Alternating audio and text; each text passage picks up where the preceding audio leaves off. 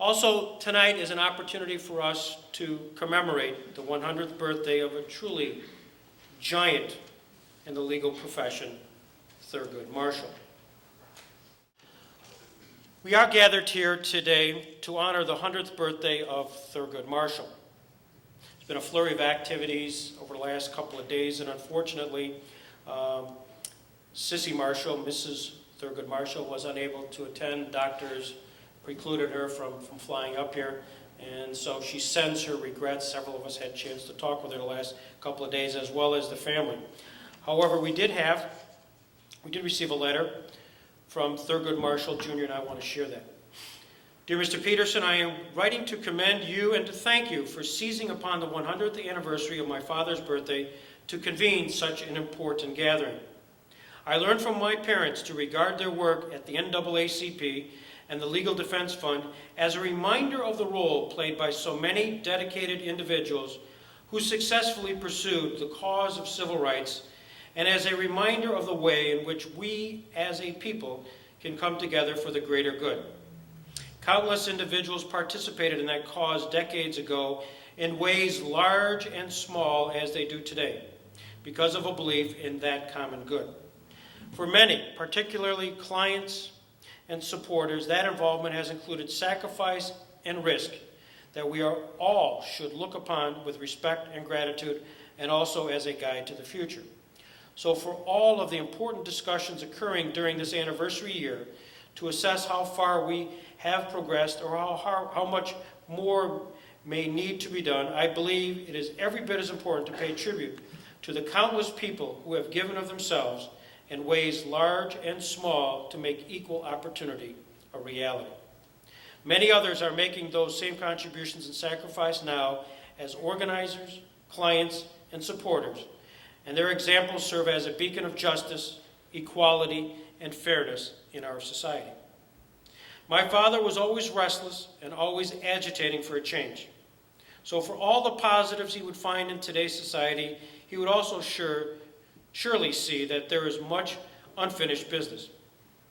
Yet he was always hopeful that our better nature would continue to bring improvements. This gathering serves as reason for us all to be hopeful that we will continue to make significant positive strides on the ever-important opportunity agenda. Sincerely yours, Thurgood Marshall, Jr. Our gift to Mrs. Marshall and our gift to the Marshall family will be this evening. So we are filming tonight's activities, and we'll be sharing this event with Mrs. Marshall, John Marshall, and Thurgood Marshall, Jr. And part of the event, just so you understand the order of the day, we'll be showing a video shortly, a little brief highlight of Thurgood Marshall, just to get us in a frame of mind. Then our friend and John Barrett will be bringing to us a message. We'll have a reflection afterwards. We'll have a reflection from Bill Plant, and we look forward to that. So without any further ado, I'll pause, and we'll have a chance to get our arms around Thurgood Marshall.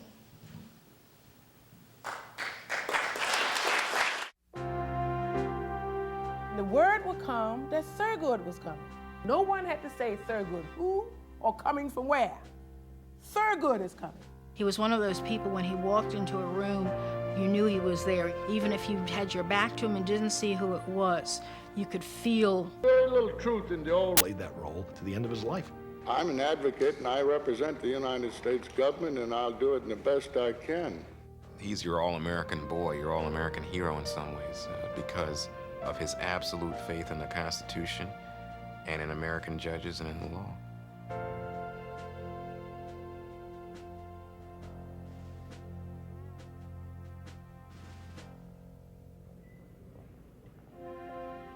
On October 1st, 1967, Thurgood Marshall became the first African-American Supreme Court Justice in the history of the United States.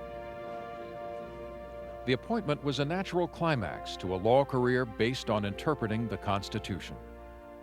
He believed fervently in the Constitution. He felt that that was the tool that would eventually make black people equal to whites in this country. What I say is that I have faith in the efficiency of the law, Perhaps that is because I'm a lawyer and not a missionary. But I think history, which proves so many things, proves me right. It was into this heritage that 2 days before Independence Day in 1908, Thurgood Marshall was born, the first son of William and Norma Marshall. In 1925, Marshall became a student at Lincoln University. Lincoln, in Oxford, Pennsylvania, was then considered the Black Princeton. He was a B student with a reputation as a partier and prankster. At Howard, he received more than a law degree. Under the tutelage of his mentor, Charles Hamilton Houston, he found a path for his career. In 1933, Marshall graduated from Howard, first in his class. He then went home to Baltimore to begin his career as a lawyer. He would quickly realize that law was not just his career, but his mission. His eventual goal was to have the Supreme Court eliminate separate but equal facilities for blacks. Separate but equal was the law of the land from 1896 under Plessy v. Ferguson, and basically said that as long as facilities were equal, separation of the races was legal and constitutional. Marshall, I think, understood from his training under Charlie Houston quite quickly that this was a fiction, that there was separate but there was no equal. As the chief counsel for the NAACP, Marshall was fighting a white establishment for the rights of blacks. But he never became a racist himself. Marshall was now seeing some results from his work. In many states, blacks were attending universities and voting. Sports teams were being integrated. And President Truman had ordered the desegregation of the military. However, separate but equal was still the law of the land. As the NAACP's chief attorney, Marshall was sometimes accused of being too cautious in his pursuit of civil rights through the courts. But in the early 1950s, Marshall judged the courts ready to take on the challenge of school segregation. The case he chose, Brown versus the Board of Education, was really 5 civil rights cases grouped together to go before the Supreme Court. Marshall was basing his case on the argument that separating black and white students was harmful to the black children. This was an untested approach, and he organized teams of specialists to help with the research. On May 17, 1954, Justice Warren read the judge's opinion before a packed courtroom. Not until he was halfway through did the crowd realize that the court had voted unanimously in favor of Marshall. Everybody was surprised that it was unanimous. In fact, when the opinion was announced, there was a big in the courtroom, a big intake of breath, because no one had expected that. The Brown case made 47-year-old Thurgood Marshall a national figure. He was the man who was bringing integration to the United States.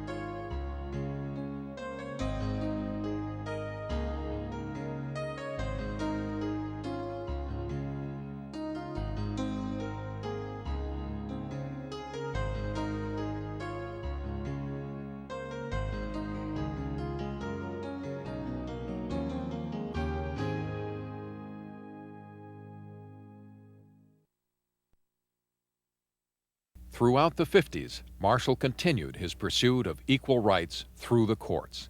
He appeared before the Supreme Court 32 times and won 29 of those cases. In 1961, Marshall was offered the chance to experience the court from the other side of the bench.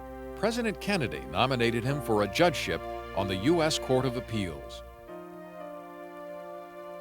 Thurgood Marshall's life was in transition as well. He had traded his lawyer's briefs for a judge's gavel. And after his first wife, Buster, died of cancer in the mid-50s, Marshall married Cecilia Suyat. The two met at the NAACP, where Sissy was working as a secretary. It was said of Marshall that he was a man who needed to be married.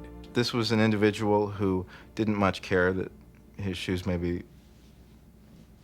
a few years past their life expectancy. A person who kept much to himself in terms of personal feelings. I got the distinct sense that my parents shared a lot with each other that they did not share with anyone else. The couple had two sons, Thurgood Jr. and John. Despite his hectic schedule, Marshall always made time for his family. He would spend time with us whenever he could, and that's what I remember most, that he would take the time out for us. He was a wonderful dad to have. He's just a great, big, happy fella, and generally my favorite place was to just sort of sit on his lap, whether we had the radio or the television on or visitors. Marshall's long career as a lawyer made him a natural choice for the post of Solicitor General, and he was sworn in on August 11, 1965. That I will support and defend the Constitution of the United States. It was in this climate that LBJ nominated Thurgood Marshall as the first African-American appointee to the Supreme Court in July of 1967. This landmark nomination would have been unimaginable only a decade before, when Marshall was arguing the Brown case. I believe it's the right thing to do, the right time to do it, the right man in the right place. On October 1st, 1967, Thurgood Marshall arrived at the Supreme Court to begin his tenure as America's first black Supreme Court justice. It wasn't only Marshall's color that made him unique among the other justices. It was also his history as a civil rights crusader, a lawyer for the people. Though his health was failing, Marshall was determined to stay on the bench and add his voice of compassion for as long as possible. Hopefully, he thought, until a Democratic president was elected.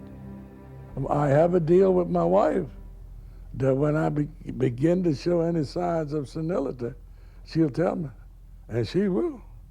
On January 24, 1993, Thurgood Marshall died of congestive heart failure at the age of 85. His coffin was placed in the Great Hall of the Supreme Court building.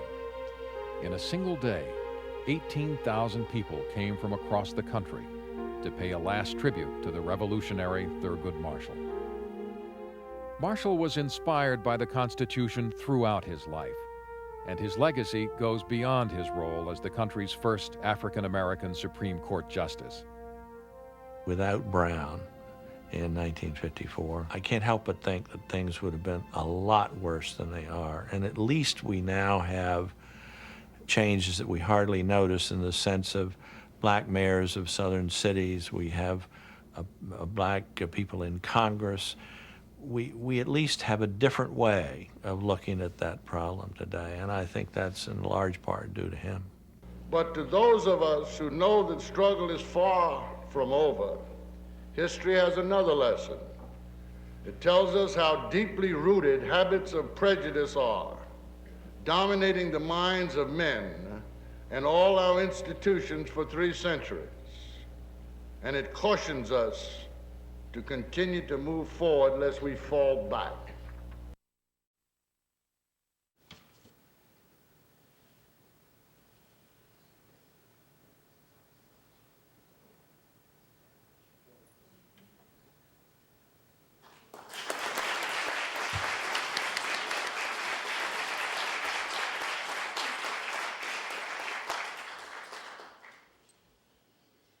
Good evening. I'm John Barrett. I know many of you.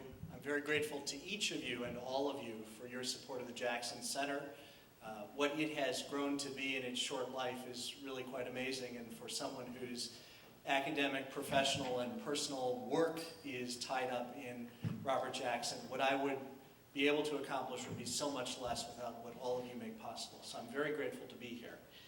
I'll note that our friend Barrett Prettyman, a member of the Jackson Center board, was one of the people in the video we just saw, and he would be with us tonight, but for health problems that keep him away.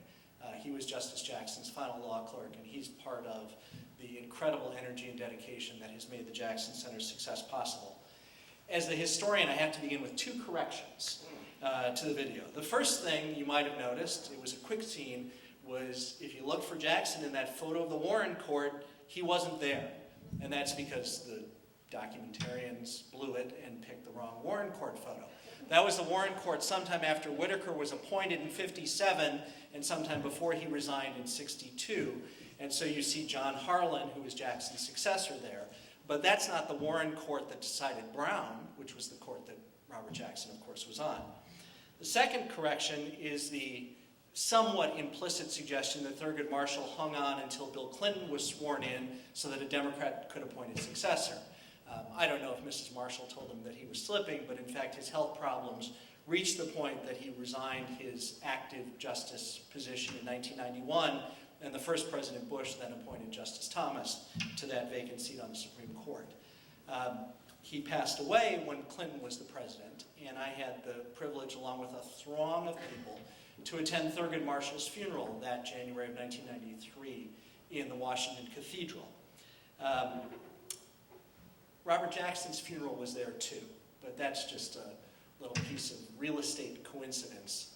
There was something much deeper that linked the two of them. And my topic tonight is Jackson and Marshall, and to reverse the names, the ages, the ranks in a sense, and the chronology, my topic is Marshall's effect on Jackson. And I have to ask you to excuse my language. In October of 1934, Robert Jackson had been in Washington as Assistant General Counsel at the Bureau of Revenue in the Department of Justice for less than a year.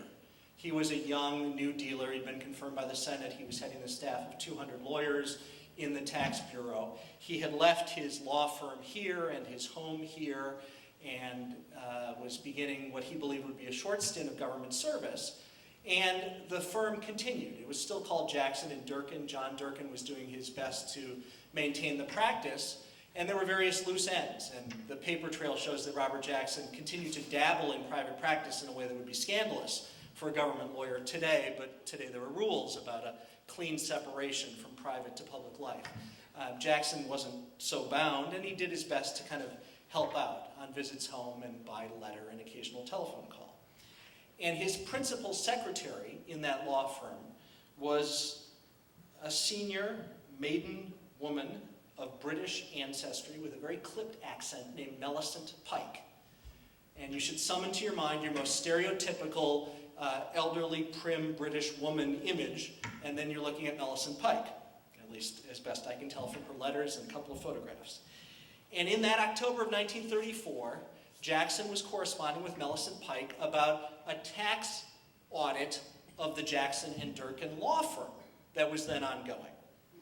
And Miss Pike had reported recently to Jackson that the Federal Revenue agent had reviewed the books, and except for a couple of minor questions, one relating to a shock absorber charge on an automobile that was being used for going to court and so forth, and so it's being deducted as a business expense, and the other, you'll love this, the dues payments for the Moonbrook Country Club, which was being used by Jackson and Durkin to entertain clients. Except for questions about those two deductions, it was all basically working out well enough with the auditor.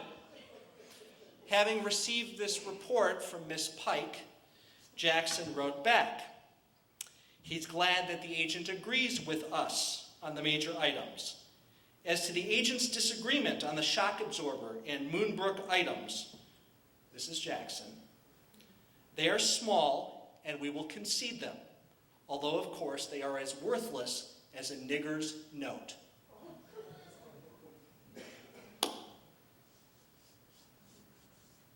Robert Jackson spent a large part of his public career as a justice of the Supreme Court wrestling with the need to find a sufficient legal argument to persuade him that a judge could be part of legitimately striking down segregation. Jackson was a judicial minimalist. He believed in politics. He believed in liberalism. He believed that this was a democratic country, and of course in his time it was, and here we go again, perhaps. But he spent a large part of his New Deal career fighting an activist runaway conservative court that had poured its laissez-faire, free market attitudes into the Constitution. And the last thing he wanted to become when he was a justice was a counterpart who was doing the same thing, just for a different agenda. And on this topic of segregation, which is the center of the Supreme Court's plate in the years at least following World War II up through Brown and Jackson's participation in that decision and then his death the next fall, Jackson, the lawyer, and Jackson, a believer in judicial restraint, is looking for a legal argument that is a good one, intellectually honest and constitutionally appropriate.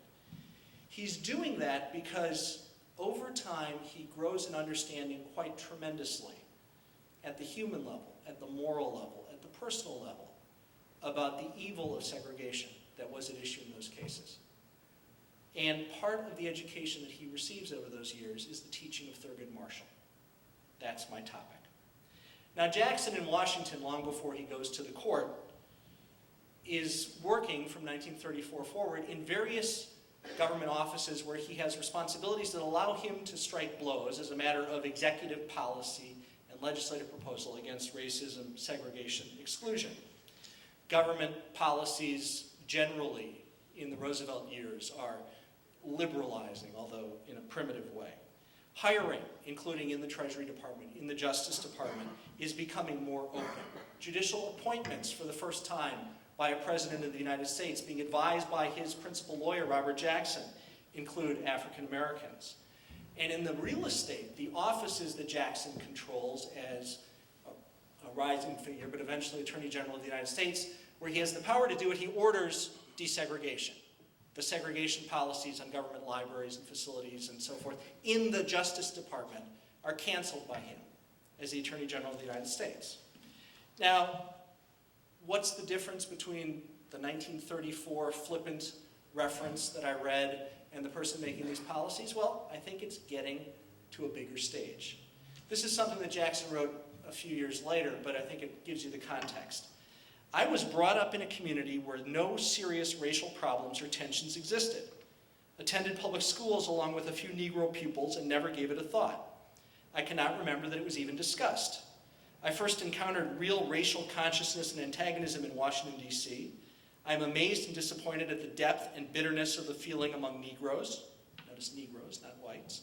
The stupidity and recklessness of the extremists on both sides is such that they seem ready to precipitate any kind of conflict. So I find a good deal of demagoguery and hypocrisy on both sides of this issue. My real concern, insofar as I can read my own feelings, is to see that this thing needs to be decided wisely rather than to see either side win. This is Jackson as a judge. But if it chances to be so wisely done, this wisdom seems likely to be a byproduct. Some have records to live up to, some have records to live down. Some want to see the administration's hands strengthened politically. In short, nearly everyone seems under conscious or unconscious emotional commitments of one sort or another. Perhaps the cause of so much irrationality is the scarcity of satisfactory materials for a rational attitude. The cryptic words of the 14th Amendment solve nothing. 3/4 of a century of judicial interpretation is called in question. Congress itself created a segregated school system in Washington, and the Truman administration, which denounces segregation, maintains it in the armed forces. Parentheses, don't believe everything you see in the films. Ordering desegregation and then permitting it to be continued for a phase-in period was in fact the Truman policy.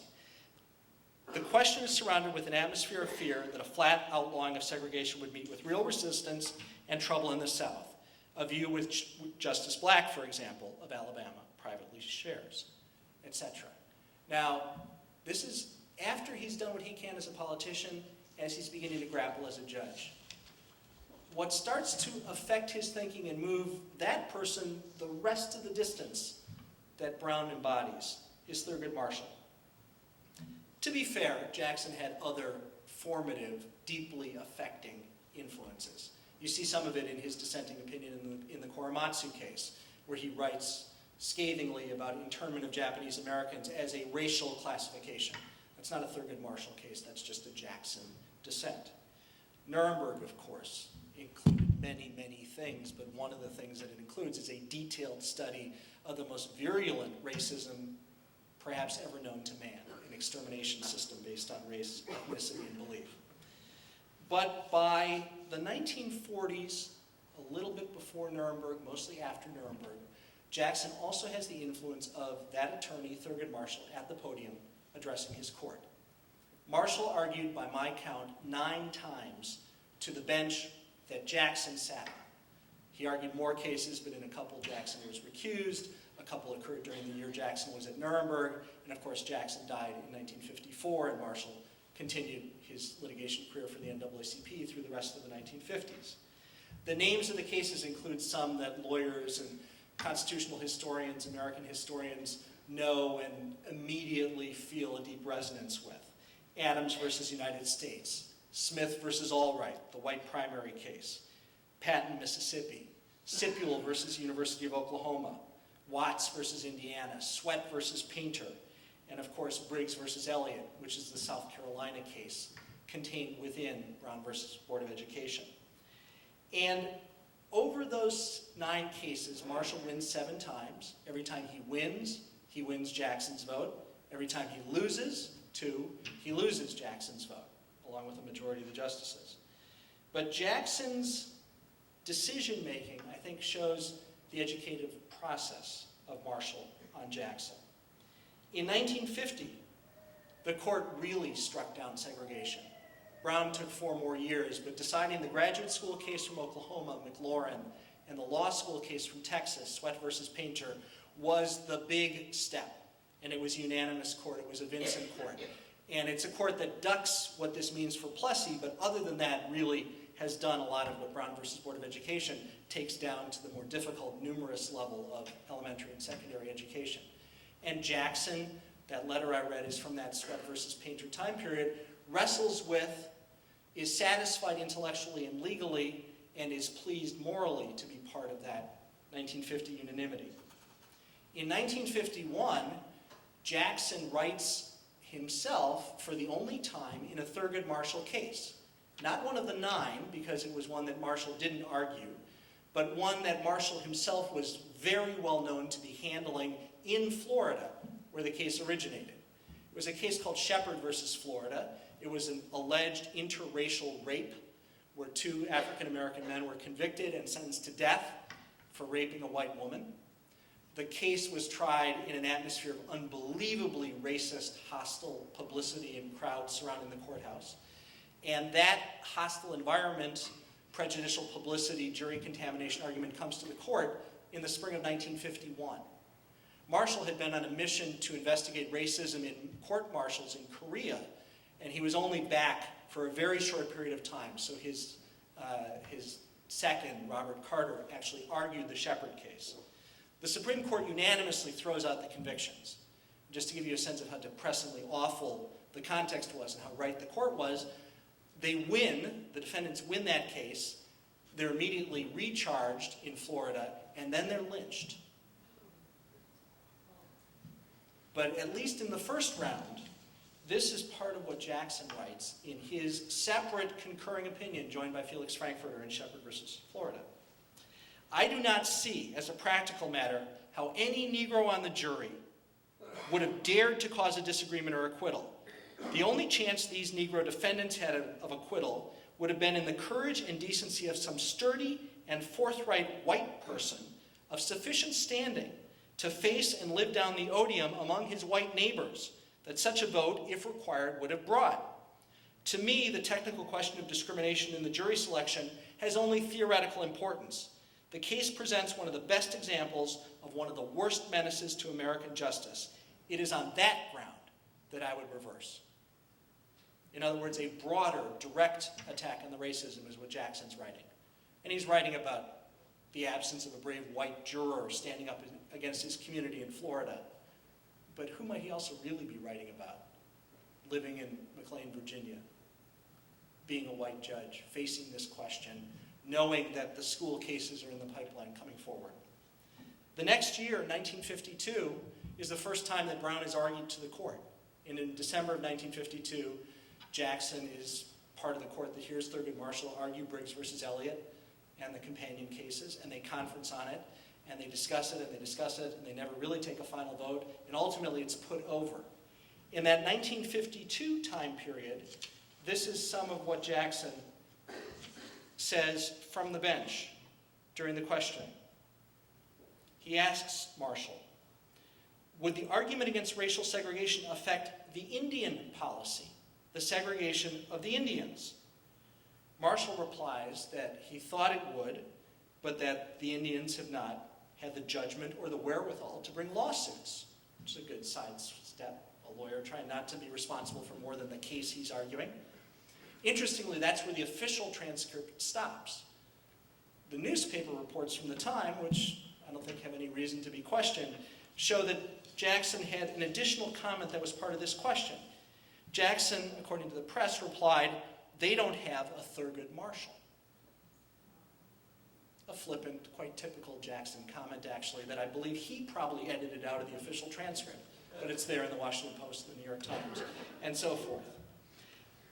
During this bantering exchange in December of 1952, it's a tough question. And Marshall is distressed. In history, Marshall's argument in the first Brown case is remembered as not a successful outing. Here's where it gets interesting, and in this room it gets particularly interesting. Thurgood Marshall was a Mason, as was Robert Jackson. Now, Masonry was not integrated, so the black Masons and the white Masons were all part of the umbrella of Masonry, but they weren't meeting together. The Masons who were here were, for instance, Jackson's Masons and the white Masons of Jamestown. But there was an active, and still is an active, African-American Masonry community. And during this exchange about segregation of the Indians and what his argument means for that, Marshall flashes, and I don't know it, so I can't do it, a Masonic distress signal with his hands to Robert Jackson on the bench. And Jackson flashes back, again, I don't know it, and if any Mason wants to be defrocked and tell me, Jackson flashes back an acknowledgement. Now what's going on there? Something that I think is educative and perhaps transformative. The court puts the case over and it's re-argued again the next December of 1953. And on that occasion, the questioning doesn't include a question about Indians. It does include a fair number of questions from Jackson. It includes what turns out to be the final Supreme Court argument of John W. Davis on behalf of the South Carolina school segregation system. And at the end, the court leaves the bench, takes the matters under advisement, and the justices repair to their chambers. Except, and this was very unusual for him, Robert Jackson goes bounding down the hallway to the chambers of Felix Frankfurter. It usually worked the other way around. Frankfurter would bound to everyone else's chambers. Jackson didn't do a lot of that. But on this occasion, he did. And we know about it because he was so exuberant he forgot to notice that Frankfurter had two guests. And he bursts through the door of Frankfurter's chambers and he says, "Wasn't that colored fellow magnificent? He simply creamed John W. Davis." Now that was Thurgood Marshall making the 14th Amendment argument that ultimately is the Earl Warren opinion in Brown. In May of 1954, as Warren, the Chief Justice, is writing that opinion, Robert Jackson's in the hospital.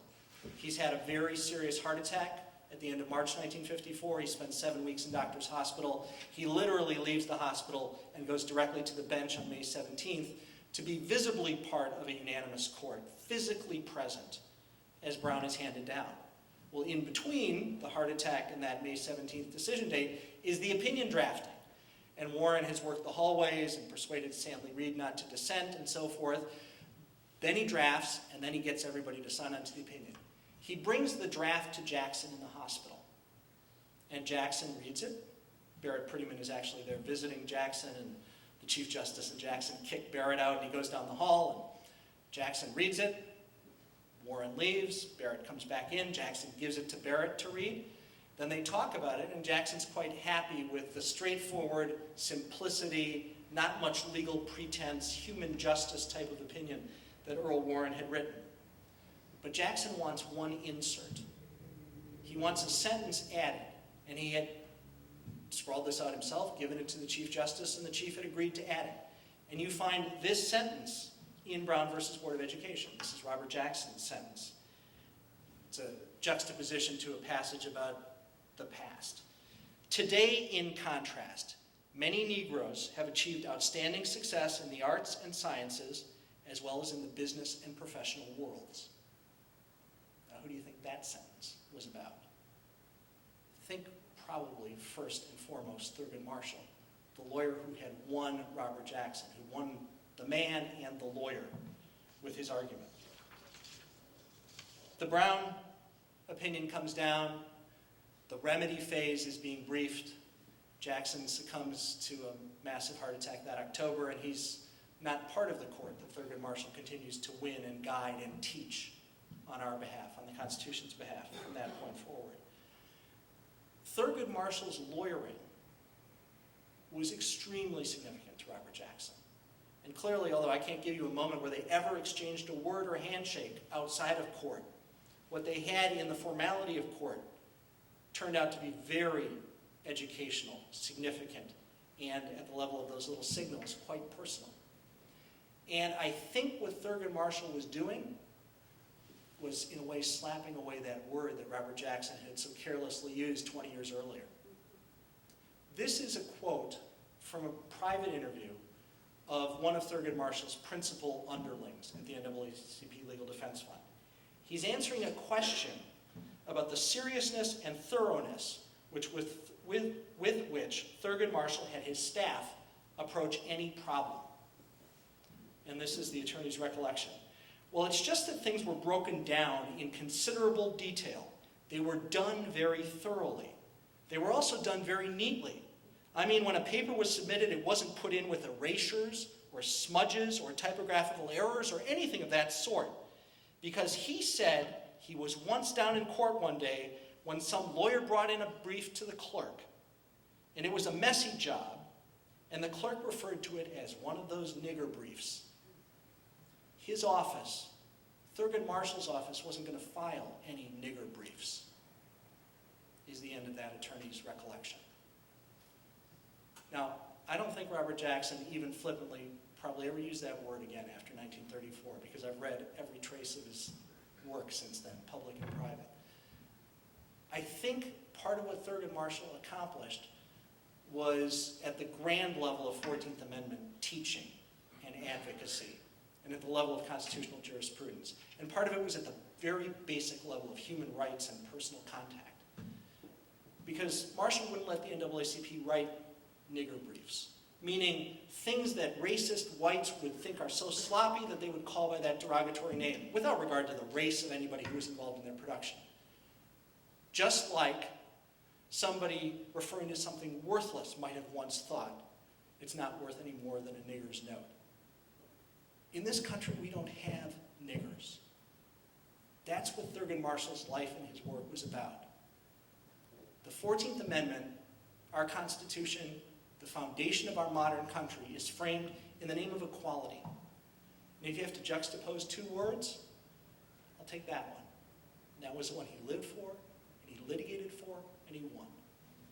Thank you.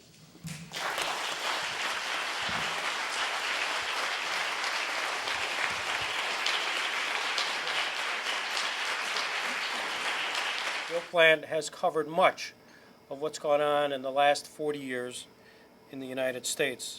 I'm thrilled and honored to introduce Bill Plant.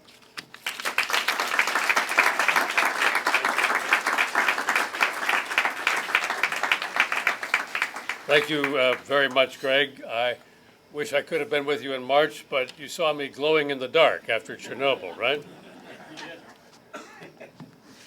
Which was a fun trip. Another story. I'm delighted to be here. I was hoping that I could be with you in March, but that didn't work out, so I'm very glad that this did. I'm very glad because the 100th anniversary of Justice Marshall's birth provides a wonderful takeoff point for me to talk about what I first did when I came into Network News. Now, I hasten to add, I was asked to be brief, and I will be.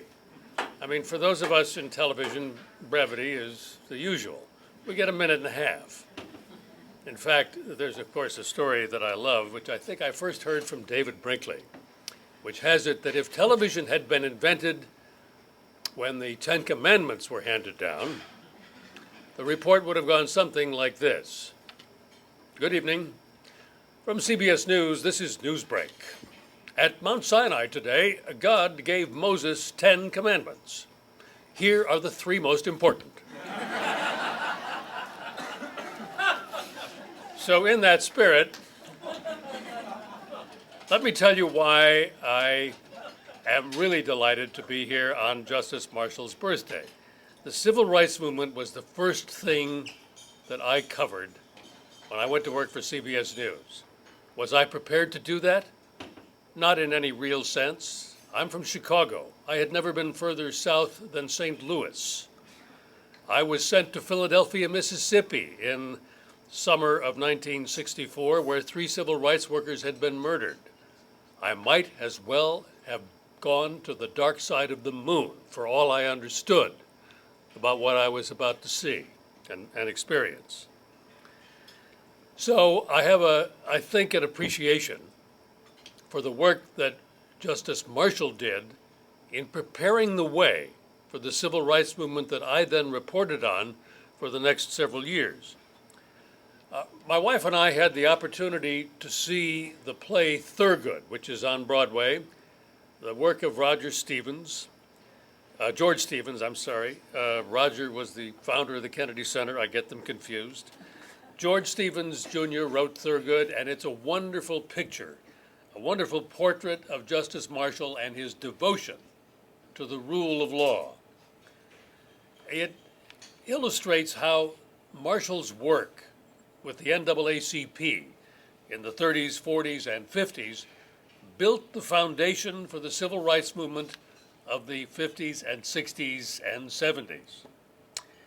In the play, there is a line very well delivered by Lawrence Fishburne, who's wonderful in the part, which has Justice Marshall laughing over the idea that after Brown, well, in 5 years, most of the schools would be desegregated.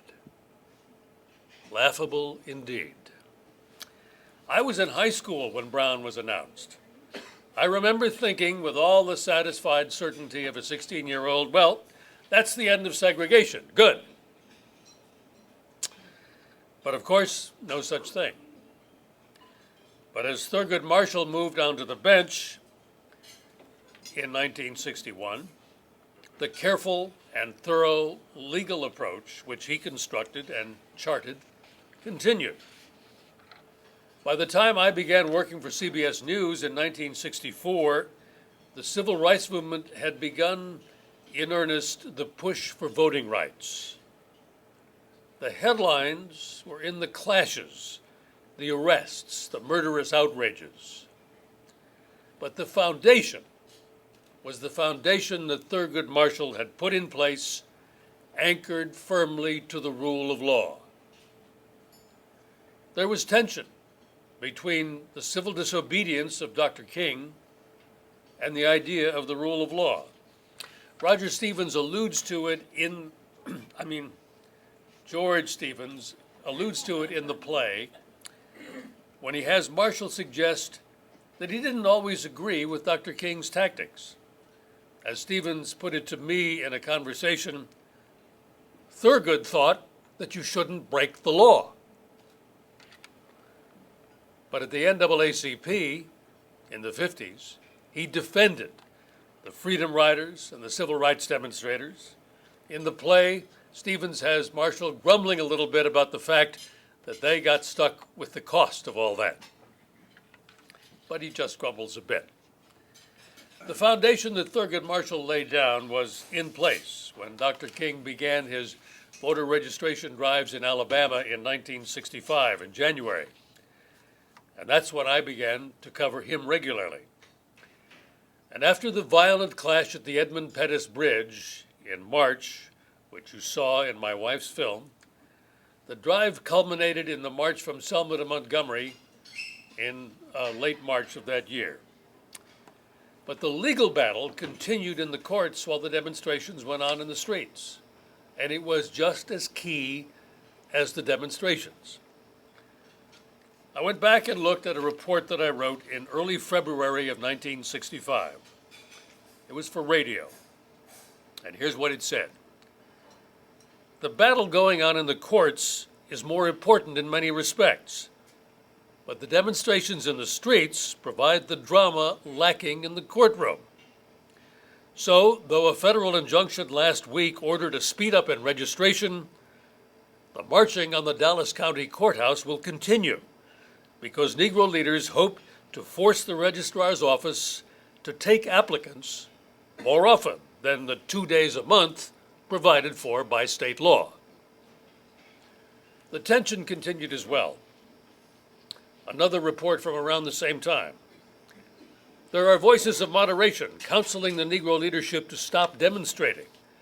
The Justice Department reportedly has made a request for an end to the demonstrations.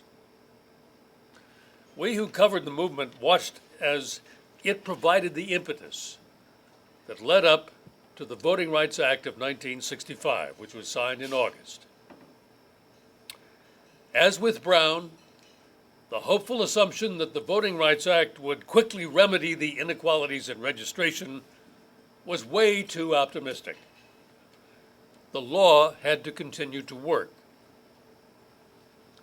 The strategy of law underpinned by the strategy of nonviolence underpinned by the rule of law came under a great deal of pressure after the emotional high point of the voting rights signing, because just 5 days later, the riots broke out in Watts. Watts was the first violent uprising of the 60s, a time when the rule of law seemed to be disconnected from the social fabric. Militants applauded the upsetting of order. Conservatives saw it as the consequences of civil rights legislation gone way too far. So I guess in retrospect, it seems to me that the creative tension which existed between the law as Marshall championed it and the push for urgent change is what delivered the most lasting results. And in the end, it is the appeal that people like Justice Marshall made through the law and Dr. King made through his personal witness to what Lincoln so famously called the better angels of our nature, that is what distinguishes us as a people. Thank you very much.